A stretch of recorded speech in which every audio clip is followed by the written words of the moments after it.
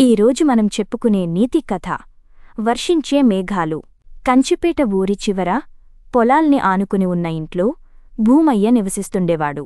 అతను పిలిచినప్పుడల్లా మేఘాలు వచ్చి వర్షించిపోతుండేవి. అలా అని అతను కూడా ఎప్పుడంటే అప్పుడు ప్రకృతికి విరుద్ధంగా పిలిచేవాడు కాదు. ఈ అద్భుతమైన శక్తి భూమయ్య వంశీయులకు సిద్ధించడం వెనుక ఒక కథ ఉంది.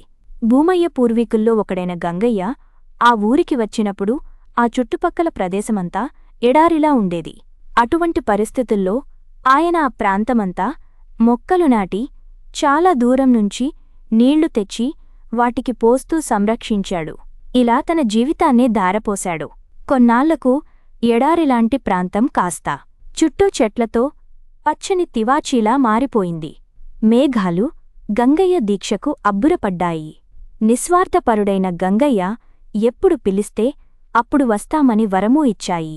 అలా గంగయ్య తదనంతరం ఆయన వంశంలోని వారందరూ ప్రకృతి ఆరాధన కొనసాగిస్తున్నారు.